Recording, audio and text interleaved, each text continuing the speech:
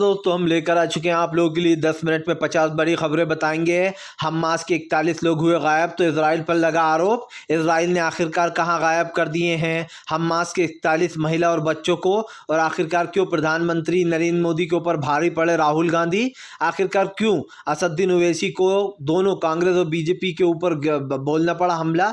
तो तमाम खबरें फटाफट अंदाज में देंगे, लेकिन उससे पहले अगर आपने अब तक हमारे चैनल को सब्सक्राइब नहीं किया तो जल्दी से कर लीजिए ताकि इस तरीके की वीडियोस आपको मिलते रहे। आपको बताते चले राहुल गांधी ने फिर से एक बार बीजेपी को लपेटा। राहुल गांधी बोले बीजेपी ने सिर्फ देश में महंगाई, गरीबी, बेरोजगारी फैलाई है, प्रधानमंत्री अडानी और अंबानी के लिए काम करते हैं। राहुल गांधी के इस दावे के बाद आपको बता दें बीजेपी आई मुश्किल में।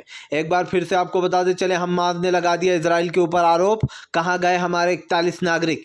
दरअसल आपको बताते चले इसराइल और हमास में डील हुई है सीज फायर की, जिसको लेकर दोनों ही उधर से एक दूसरे के लोगों को छोड़ने का काम कर रहे हैं। लेकिन आपको बताते चले फिलहाल इसराइल ने हमास के 41 लोगों को बताया जा रहा गायब कर दिया। आपको बताते चले जिसमें महिलाएं और पुरुषों की बच्चों की संख्या ज़्यादा है। अब ये देखना होगा कि आखिरकार ये 41 लोग गए कहाँ हैं। आपको बताते चले गाज़ा पट्टी को फिर से बसाने के लिए तुर्की ने लिया बड़ा एक्शन। तमाम मुस्लिम देशों से कर रहा है तुर्की बात। दरअसल आपको बताते चले गाज़ा पट्टी को फिर से बसाना चाहता है जो है यहाँ पर तुर्की, और तुर्की इसके लिए जो है यहाँ पर तमाम मुस्लिम देशों से बात भी कर रहा है। बताया जा रहा है जल्दी गाज़ा पट्टी में जो है फिर से एक बार काम शुरू हो सकता है, जहाँ पर फिर से गाज़ा पट्टी को खड़ा किया जाएगा। एक बार फिर से अखिलेश यादव फट पड़े, विधानसभा में हुआ जोरदार हंगामा।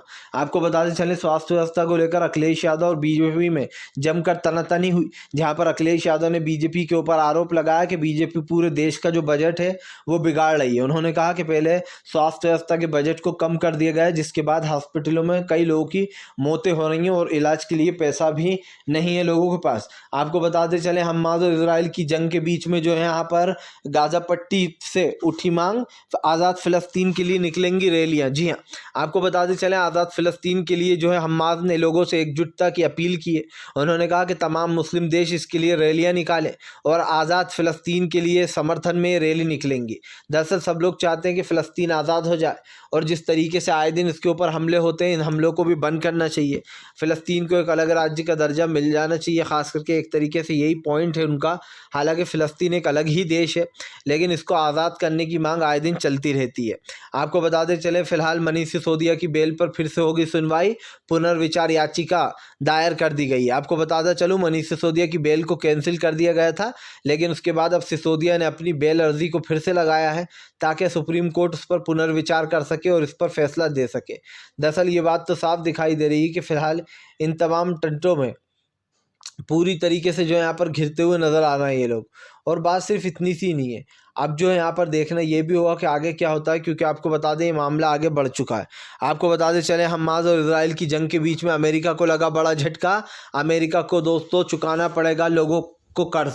जी हाँ, दरअसल आपको बताते चले फिलिस्तीनियों ने ऐलान किया है कि वो 2024 के राष्ट्रपति चुनाव में बाइडन को नहीं चुनेंगे। आपको बता दें मुस्लिम लोगों की नाराज़गी देखकर बाइडन काफ़ी ज़्यादा दुखी हैं और कहीं ना कहीं डरे हुए भी हैं। सब जानते हैं कि फ़िलहाल 2024 में जब अभी चुनाव होंगे दोस्तों, उस दौरान अगर मुस्लिम वोटर साथ नहीं रहे, ख़ास करके फ़लस्तीनी जो समर्थक नारेबाजी कर रहे हैं, उसको लेकर एक बड़ा झटका यहाँ पर लगता हुआ नज़र आएगा जो बाइडन राष्ट्रपति को। क्योंकि आपको बता दें अगर उन्हें सपोर्ट नहीं मिला तो ये उनकी सबसे बड़ी हार भी मानी जा सकती है। प्रधानमंत्री नरेंद्र मोदी के ऊपर फट पड़े जो है यहाँ पर असदुद्दीन ओवैसी बोले बीजेपी और कांग्रेस ने सिर्फ तेलंगाना में केसीआर को हराने के लिए हाथ मिलाया है।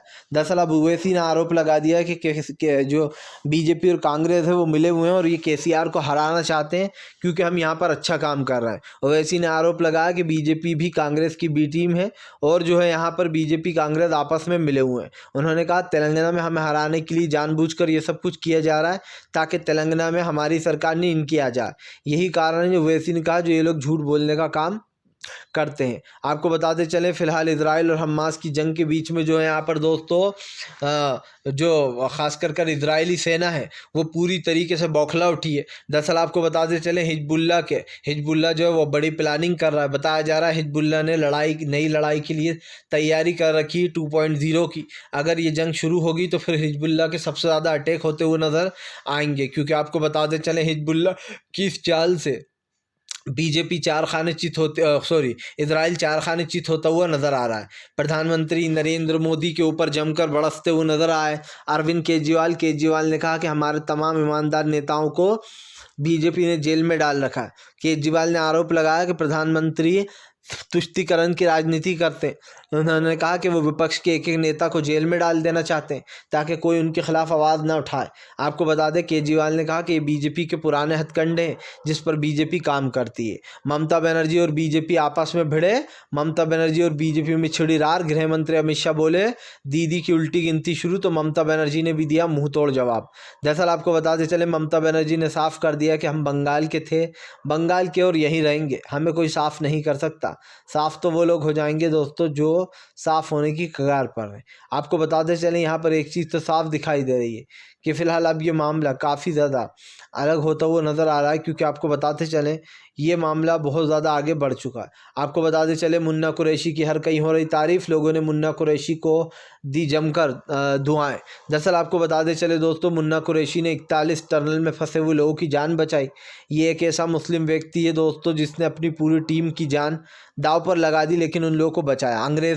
बाहर से अंग्रेज़ को बुलाया गया था, वो भी बचा नहीं पाया उन टनल में फंसे 41 लोगों को। लेकिन मुन्ना कुरैशी माना जाता है इस काम के एक्सपर्ट हैं, और उन्होंने दोस्तों 41 लोगों की जान बचाई। तो प्रधानमंत्री ने कहा तारीफ़ करते हुए कि मुस्लिम हर क्षेत्र में आ गए हैं। यही नहीं, उन्होंने जो यहाँ पर सीएम धामी ने भी उस मुन्ना कुरैशी को गले लगाया। साफ दिखाई दे रहा है कि जिन मुसलमानों को ये लोग कोसते हैं दोस्तों, वही हमारे देश की जनता के काम भी आते हैं। आपको बताते चलें, फ़िलहाल इजराइल हमास की जंग के बीच में नया ट्विस्ट। जी हाँ, बताया जा रहा है फ़िलहाल इस वक्त जो है यहाँ पर पूरा का पूरा हमास तैयारियों में लगा हुआ है। दरअसल आपको बताते चले, हमास ने अपने लड़ाकों को सही जगह फिट कर दिया है। बताया जा रहा है हमास और इजराइल की जंग के बीच में इजराइल को एक बड़ा झटका लग सकता है, क्योंकि अगर अब युद्ध शुरू हुआ तो हमास ने अपने लड़ाकों को ऐसी जगह बिठाया दोस्तों जहाँ पर इजराइल को सबसे बड़ा नुकसान होता हुआ नज़र आएगा। और यकीन मानिए, अगर इजराइल और हमास की फिर से युद्ध शुरू होता है तो ये इजराइल के लिए सबसे बड़ा झटका भी माना जाएगा। आपको बताते चले, फिलहाल 5 राज्यों के चुनाव में बीजेपी का सोपड़ा हुआ साफ। साउथ से तो बीजेपी पूरी तरीके से हो गई है साफ। दरअसल आपको बताते चले, अब साउथ में बीजेपी का वजूद नहीं बचा, क्योंकि तेलंगाना में भी सीधा मुकाबला बीआरएस और बीजेपी के बीच में। कर्नाटक पहले ही बीजेपी हार चुकी है। अब माना जा रहा है लोकसभा में पूरी तरीके से बीजेपी को बड़ा झटका लगेगा, क्योंकि उसको साउथ में पूरी तरीके से ख़त्म कर दिया गया है। लोकसभा चुनाव में आपको बताते चले, अब बदलाव की ज़रूरत है। माना जा रहा है कि 2024 के चुनाव में इंडिया गठबंधन की सरकार आती हुई दिखाई दे रही है, क्योंकि यहाँ पर वोट परसेंटेज ज़्यादा चल रहा है, जबकि बीजेपी का वोट परसेंटेज उनसे काफ़ी कम है। आपको बताते चलें, फ़िलहाल बढ़ गई हैं मुश्किलें। जी हाँ, आपको बता दूं कि फ़िलहाल अब हमास और इजराइल के बीच में यह हूती विद्रोहियों का बड़ा बयान। हूती विद्रोही बोले फ़िलहाल जब भी हमारी ज़रूरत पड़ेगी देश को, हम सामने आ जाएंगे। दरअसल आपको बताते चले, हूती विद्रोही लगातार मुस्लिम देशों का साथ दे रहा है। हूती विद्रोहियों ने कहीं ना कहीं जो हमास के ऊपर हमले हो रहे थे, इजराइल के ऊपर, ख़ास करके फ़लस्तीन के ऊपर, उसके सपोर्ट में जमकर गोले बारूद बरसाए थे इजराइल के ऊपर। और एक बार फिर से उसने साफ कर दिया कि अगर जंग शुरू हुई तो वो इस जंग में सबसे आगे होगा, मतलब कि वो भी साथ देता हुआ नज़र आएगा। आपको बता दें, इजराइल कमज़ोर हो चुका है और हमास लगातार मजबूत हो रहा है, क्योंकि उसको लोगों का सहारा मिल रहा है। प्रधानमंत्री नरेंद्र मोदी के ऊपर जमकर गरजते हुए नज़र आए जो है यहाँ पर। आपको बताते चलें दोस्तों कि फ़िलहाल पूरी तरीके से भड़ास निकाल दी पवन खेड़ा ने बीजेपी को चीटर बताया। उन्होंने कहा कि फ़िलहाल विधानसभा जब भी चुनाव करीब आता है तो बीजेपी घोषणा पत्र में बड़े बड़े वादे करती है, लेकिन उसको निभाती नहीं है। पवन खेड़ा ने बीजेपी के ऊपर आरोप लगाया कि अब बीजेपी की राजनीति सब जान चुके हैं, इन लोगों ने पिछले 10 सालों में कुछ नहीं किया है। उन्होंने कहा कि आने वाले समय में जनता ही इन्हें जवाब देगी। जाहिर सी बात है दोस्तों, अब काफ़ी कुछ यहाँ पर सामने आ चुका है जहाँ पर जनता को भी बीच में लाया गया है। फिलहाल दोस्तों, अगर आपको हमारा वीडियो अच्छा लगे तो इसको लाइक कीजिए, चैनल पर पहली बार आए सब्सक्राइब कीजिए, ताकि ऐसे वीडियो